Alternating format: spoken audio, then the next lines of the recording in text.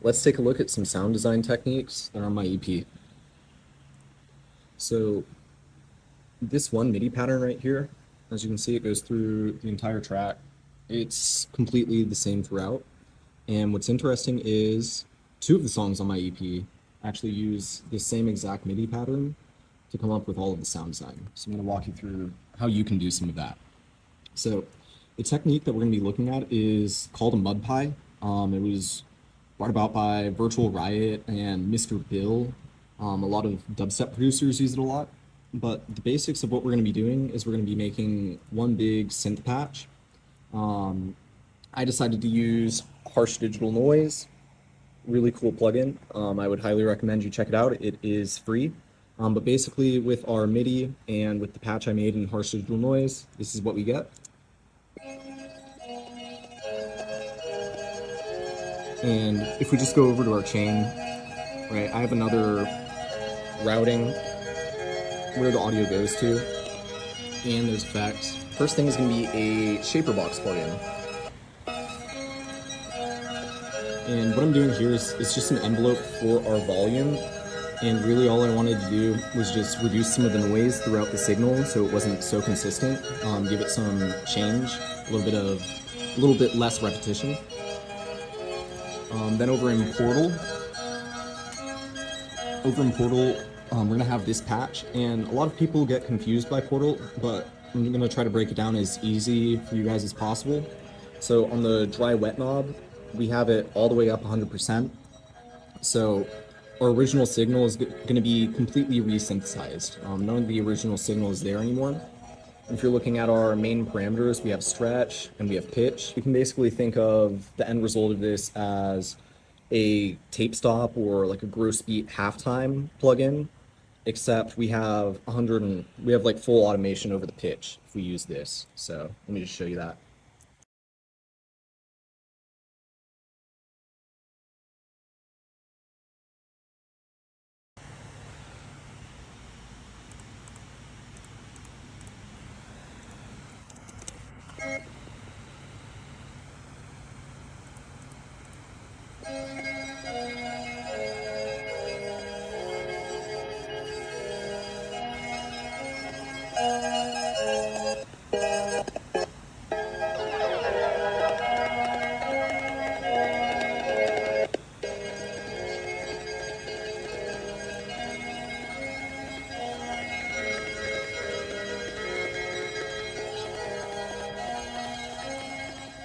After that, what I'm doing is I'm coming through with an EQ. So I just grabbed Pro Q3, I boosted a lot of the mids. That main melody that we're creating there is what's driving most of the song. That's the main synth, really. I'm cutting down some of the lows a little bit just so it's not as intense on your ears. Reverb has a lot of that same concept. I wanted, the sound to be full, so that's why we boosted a lot of the mids first. But now we're kind of trying to like wash the sound out. One, to make it less harsh, and just to add a little bit more lushness and make it have a bigger sense of space. So that's what it sounds like with.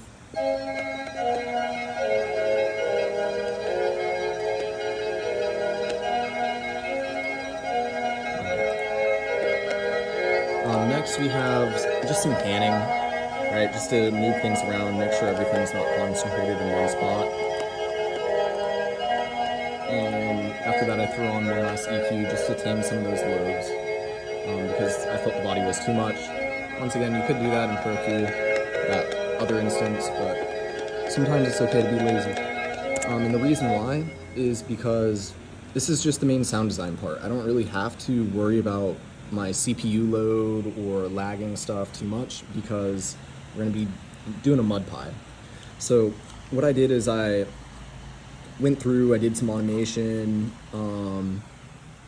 I got what I wanted, like a base template for a sound that I liked. And then from there, I took my playlist, I made a new arrangement, and I started freezing things out.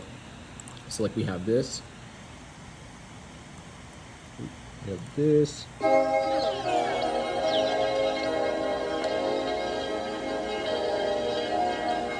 So like that's one of the mud pies or the freezes that I made. Here's another. All right, so I'm using this as like a stab, right? So I have these volume automations, cutting stuff off.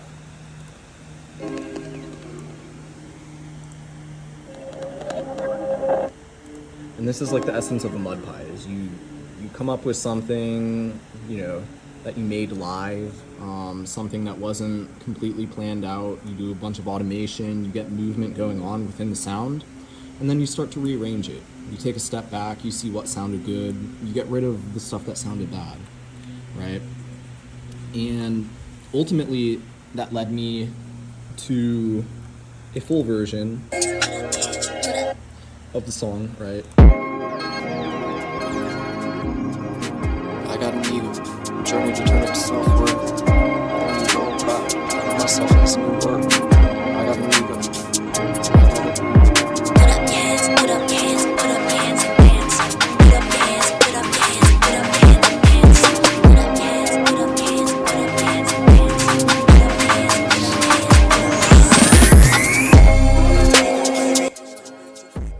That's another reason to use the Mudpie technique, is because once you get your assets, once you have everything frozen, you can just turn off your effects to save yourself a ton of CPU load. Like that right there is taking up probably like 40% of my CPU load by itself. So yeah, everything runs smooth. What to say about you have cool sound design. What to say about your time. Do it for your own work. Your star to shine. So that's how I came up with not only that, but also his, which, let me show you real quick. I just isolate the track.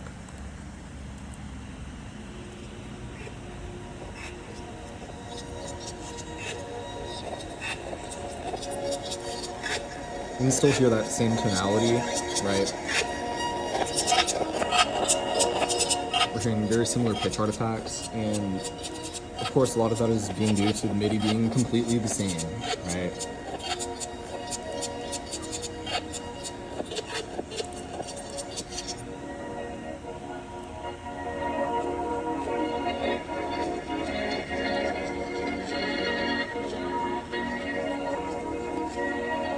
And I think some of the good things to really take from this technique are that you can't account for happy accidents. Like way more than you would realize. Artists, you know, some of our best stuff comes from things where we were just messing around. So, I mean, don't be afraid to just mess around. Don't be afraid to throw some stupid stuff together and just see where it takes you.